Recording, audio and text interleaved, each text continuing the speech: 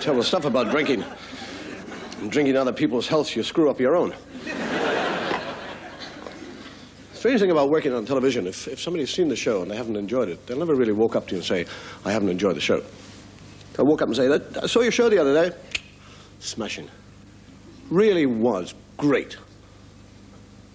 45 minutes, it went by just like 30 minutes. Smashing.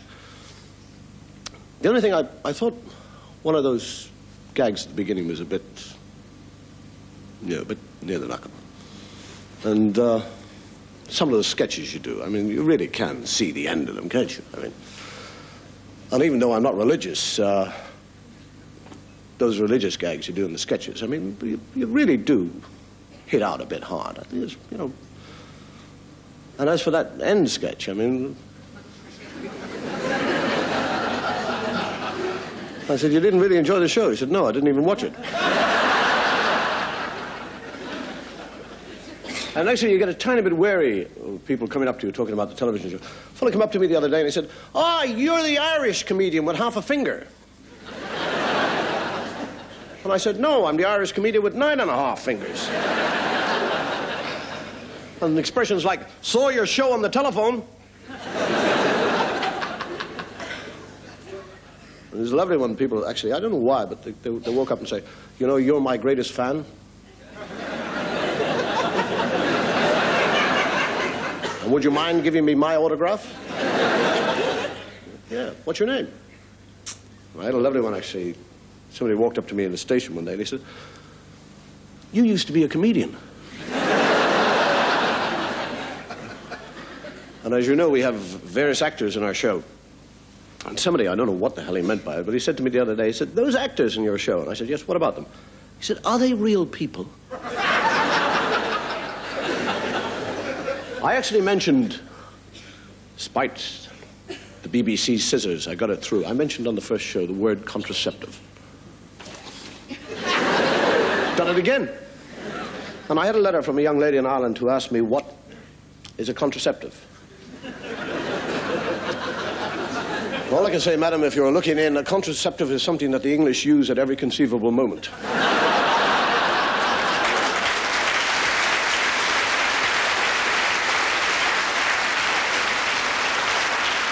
Actually, the best form of oral contraceptive is the word no.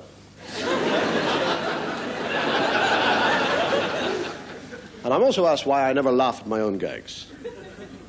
See, I don't like laugh at your own. I mean, the reason I suppose I don't laugh at them is because I've heard them before. But I don't really like comedians saying, here's one. Oh, yeah. But if I can think of one I don't know, I'll tell you it.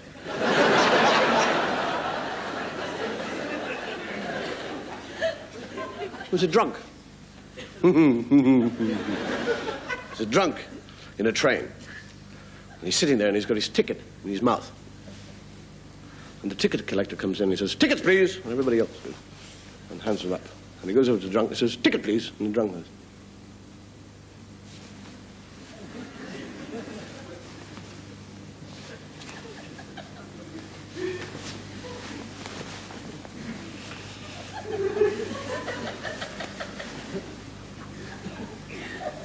The ticket collector said, it's in your mouth. Takes out this soggy thing and hands it over. And off he goes. The fellow sitting in the corner, he said, I suppose you found yourself rather silly in a situation like that. You know? He said, I suppose you know, looking at yourself, you were rather stupid, actually, sitting there with a ticket in your mouth and searching your pockets. I was sucking off the date.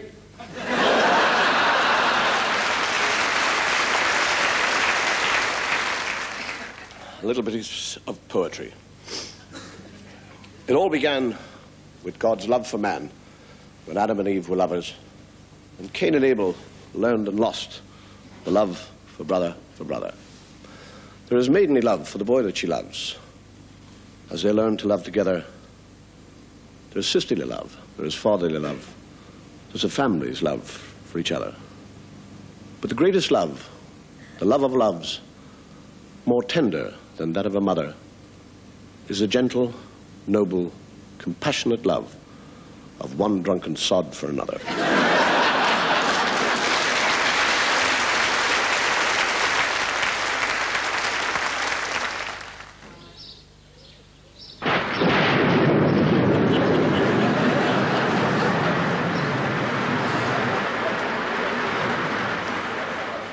Right, Mr. Brown, I'd just like you to read, please, the letters on the board.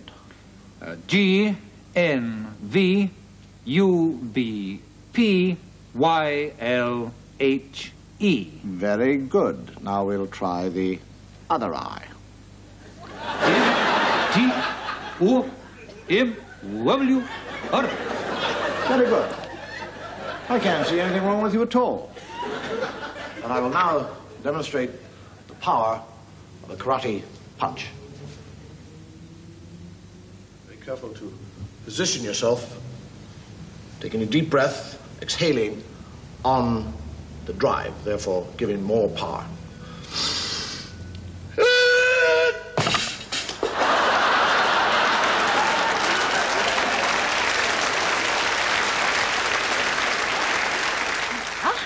Now, here's your overcoat, dear.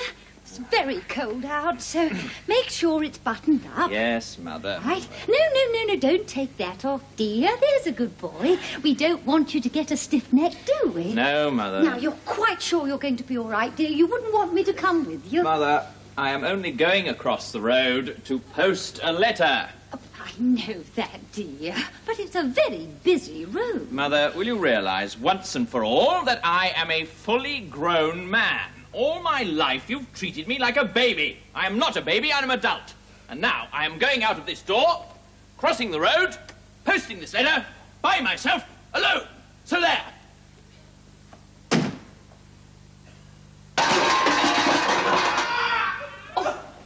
Oh, what happened? Oh, tell Mumsy. I fell down.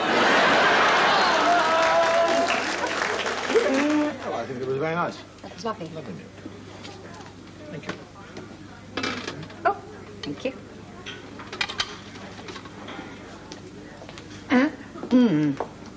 Wishbone.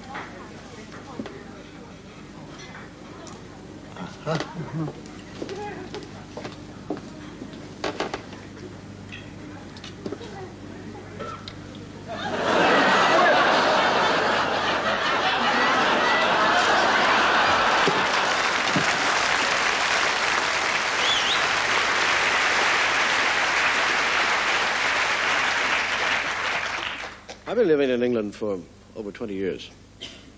The thing that fascinates me is the English language.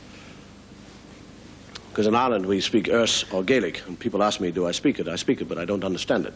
And that's why I speak English. And actually, I've been traveling around England for many years, and the sound of English is different no matter where I go. For example, if I go to the Midlands around Birmingham, they tend to speak from the back of their throats. It's all yells be rot. Yells a local you about you. Have a couple of branded isles, well do. You go to the West Country, they speak from the top of the mouth.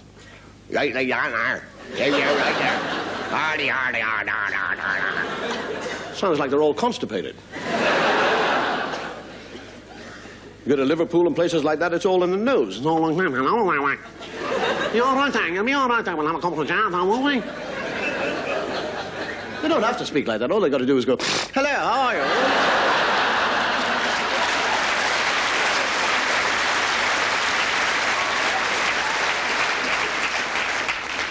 And the capital, London, for some reason or other, they're always asking you questions. I was out last night, wasn't I?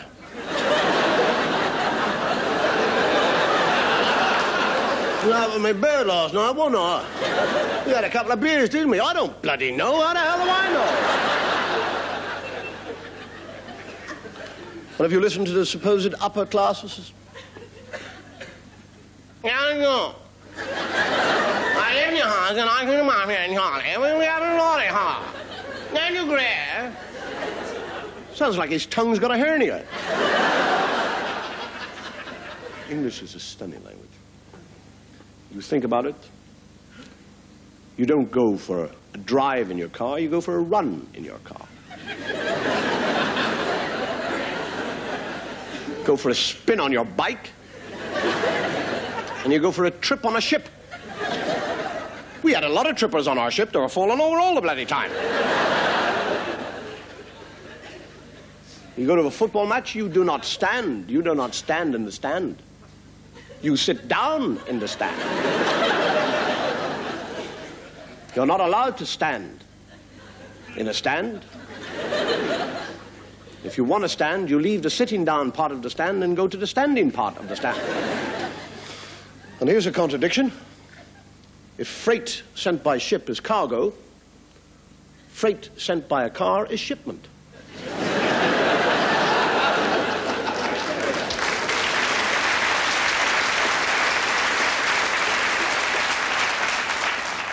And if you're a professional man, there are various words to describe your removal from your job. For example, if you're an officer, you're cashiered. If you're a doctor, you're struck off. If you're a barrister, you're debarred. And if you're a priest, you're unfrocked. And I'm not surprised if you wear clothes like that. But if you take it a bit further, is an electrician delighted? Is a model deposed? A jockey dismounted? Secret agents despised? Office clerks defiled? Magicians disillusioned? An MP would be dismembered?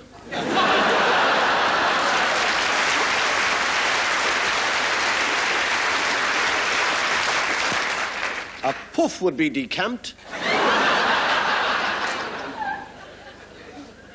Prostitute would be delayed? Excuse me laughing, I haven't heard that one before. Comedy relies on reaction. It sets off its own sequence of events. For example, if I tell a gag and you laugh, your reaction makes me react to the way that you react. So that when I tell another gag, I put more into it than I would have done if your reaction in the first place hadn't have been as good as the reaction that it was. Whatever you do in life, or whatever you say in life, causes its own reaction. What that means and where it's taken us, I have no idea, and I don't know what your reaction is going to be. But we'll wait and see. And another thing. It's all very well you lying there saying how ill you are. What about me? Having to fetch and carry 33 years of slavery, isn't it? That's what my marriage has been. Oh, and don't sniff. Oh, stop gasping. Oh, and don't mumble. I'm going. Oh, yes, going, are you? Going where? I'm dying. I get away from your endless nagging.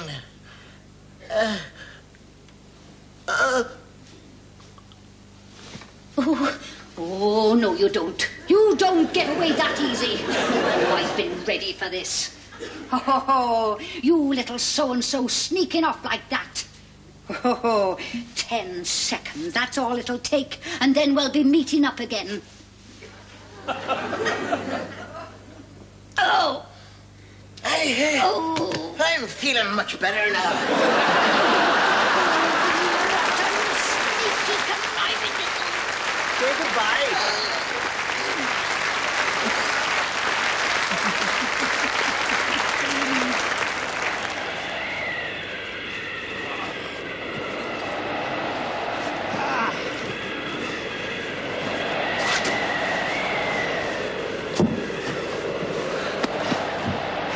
We've done it!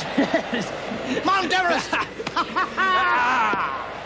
That makes me the highest man in the world! Ah, but Benson, you're forgetting one thing. I'm a little bit taller than you. That makes me the highest man in the world. Not if I stand on my tippy toes. But if I stand on my tippy toes, I'm still the highest man in the world. But if I jump up and down, that makes me the highest man in the world. Some of the time. But if I jump up and down, that makes me the highest man in the world all of the time.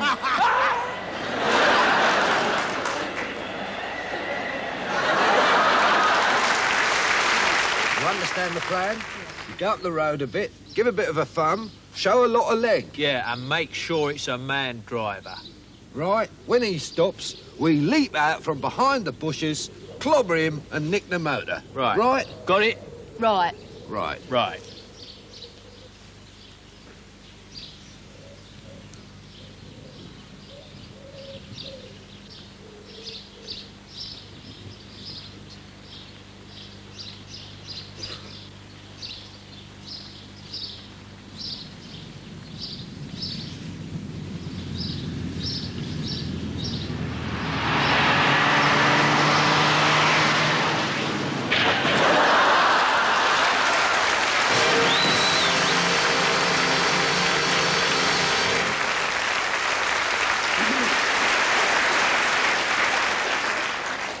You know that there is a very rare frog in Rhodesia which is in danger of becoming extinct?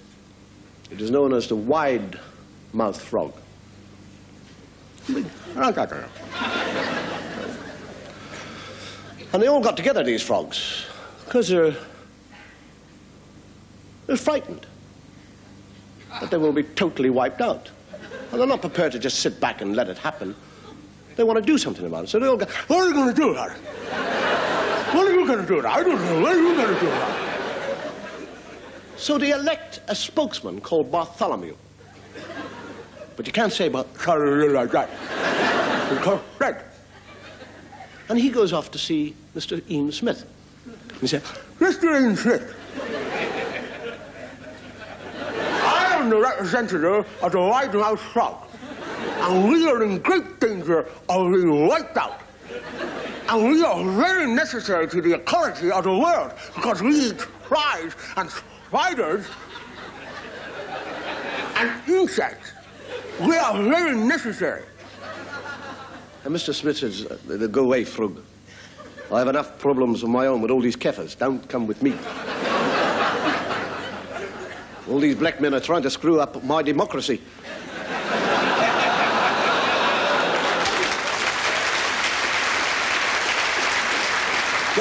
Go see the Minister of the Environment. So off he goes. Minister of the Environment. I'm a white-mouthed frog and we are dangerous of an extent. He said, go away, I've travelled with the gorillas. Go away. So he goes to the police inspector. Police inspector, I'm a white frog man, and I want to think that we are in danger of being wiped out totally. And the police inspector said, go away from me, frog, I don't even like you. So eventually what the frog does is forget about man. And he thinks he will plead his case to the animal kingdom. So he goes over to a big elephant and he goes, Mr. Elephant! Mr. Elephant! I'm a wide-mouthed frog, and we are in danger of becoming extinct. And the elephant looks down and he goes, you have troubles? What about me? My tusks.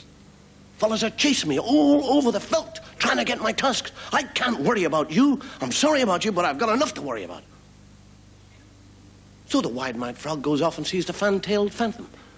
And goes, fan-tailed phantom, I'm a frog. And we're in danger of becoming extinct. And the fantail says, well, we are too. We're being chased all over. The fellas are trying to get the feathers from me. He said, oh, sorry. Well, can't you do anything? He said, no. So the little wide-mouthed frog eventually is sitting by himself on the banks of a river, sewed down at the mouth. Oh. Little tears. They're all gonna die. Little frogs are gonna die. All of a sudden, he sees a crocodile. And he thinks, crocodiles. He'll help me because they're in danger of becoming extinct. People are killing them and making bags and shoes out of them. He'll help me. And he goes, Mr. Crocodile. Mr. Crocodile. Wake up, Mr. Crocodile. Wake up. I'm a wide-mouthed frog, and we are in danger of becoming extinct. And the crocodile says, I love to eat wide-mouthed frogs. And the wide-mouthed frog said, you don't see many of them around nowadays, do you?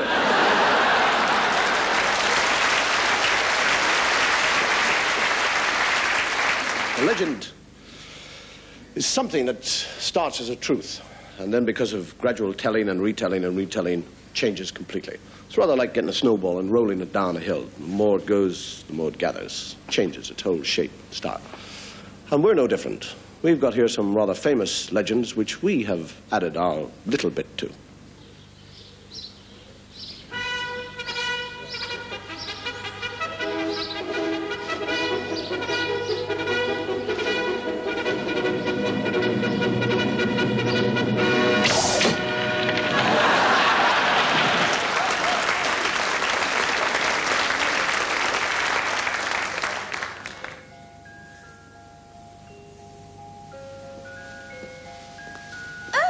Hello, a little frog. Oh, hello, princess.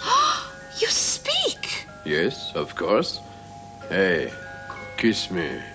Kiss a frog? But surely you have heard the story of the princess who kissed the frog. Oh, yes. And when she kissed him, he turned into a handsome prince. Well?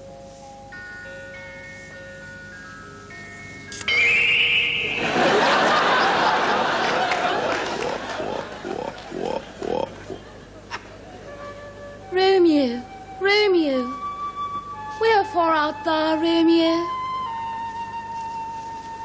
Yeah.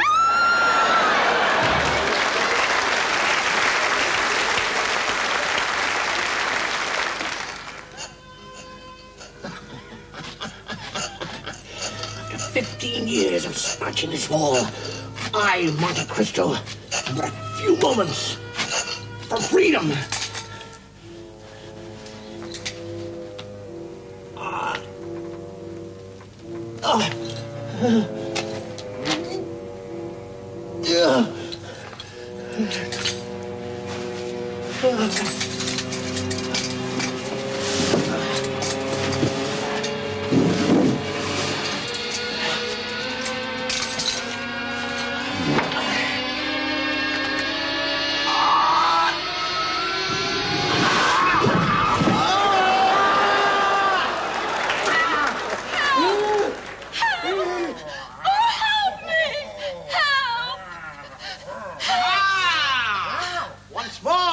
Kill the wicked dragon and save the pretty damsel.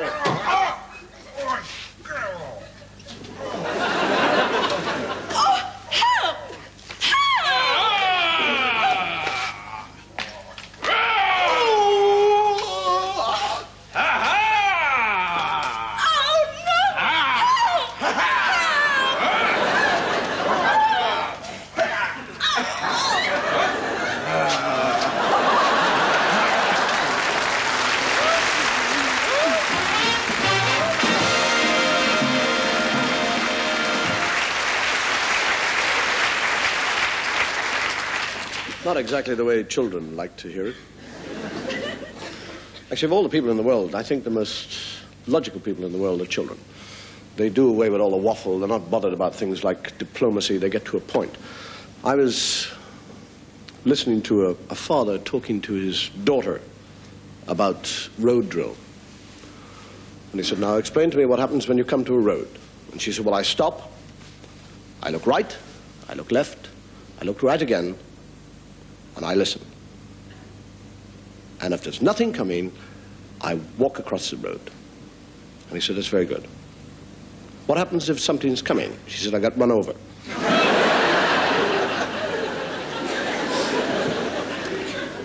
And I was in Wales recently, and a woman was telling me this. She had a little boy of 3.5 years of age, and he didn't like hot boiled milk. But his mother insisted that he drank it. So what he would do when it was boiling, when it was in the pot, not quite boiling, but just warming up, he used to get his little plastic cup, and he'd dip it in and drink as much as he could while it was kind of lukish warm. And his mother caught him at it one day. She clipped him over the ear and said, don't go near the pot. when it was on the stove, you could pull it down and burn yourself very badly. So she put the pot back on the stove, filled it up, went out the door, left it open, and watched him.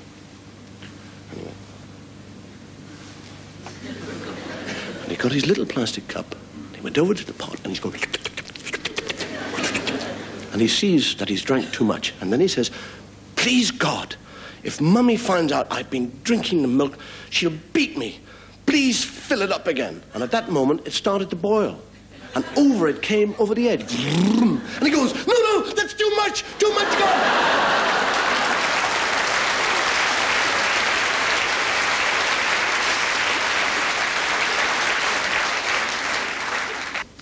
I've got to go in a few minutes, anyway. The show is about over. You might say it's time for Davy Wavy to go bye-byes. But before we go, I have one last sketch. If you ever notice on American television, there is always at least one black man. And this is because the American Television Charter insists that minority groups are represented. And I suppose the same thing will happen here. But why stop at the compulsory black man? Why should not every race be represented? Can you imagine what the final scene of Hamlet would look like? Indeed, the king is drinking now to Hamlet. Come, begin, and you, the judges, bear a wary eye. Thank you. Come, sir! I will be after having you. Thus I'll avenge the lecherous wrongs that you have done me with my labia. Oh, stay, and let me please to be drinking.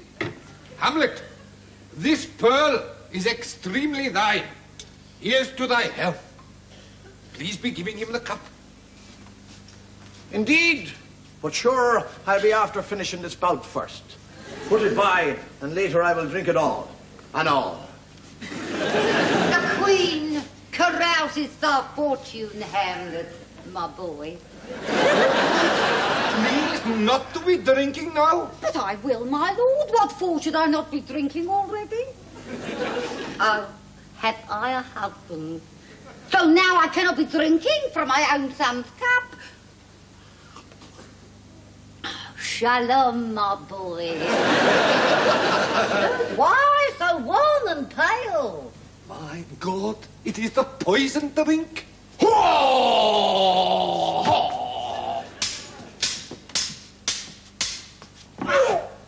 Ow! Stone the bloody crows! Bleed on both sides! Oh, justly killed by my own treachery. Oh, it is the drink, my boy. Oh, my life. That is the end of it. Hamlet, thou art slain of the kings to brain. I thought I'd been a bit too slow. Now you'll join me, mother in hell. Oh, my goodness gracious. Monsieur, I am dying. To true sport. There is no sound at all. At all. At all. Oh, bleeding woe. Good night, sweet prince, and flights of angels sing thee to thy wrist.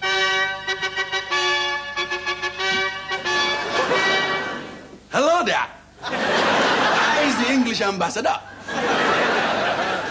Oh, my God. We come too late. Anyways, Rosencrantz and Guildenstern, they're dead.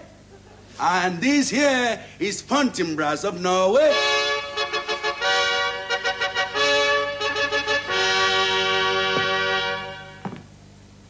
More woeful sight ne'er did mortal see.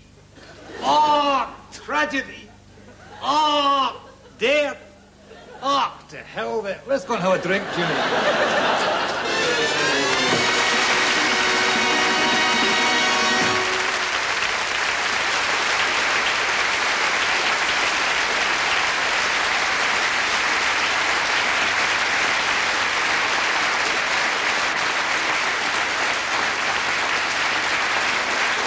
Good night. Thank you. May your God go with you.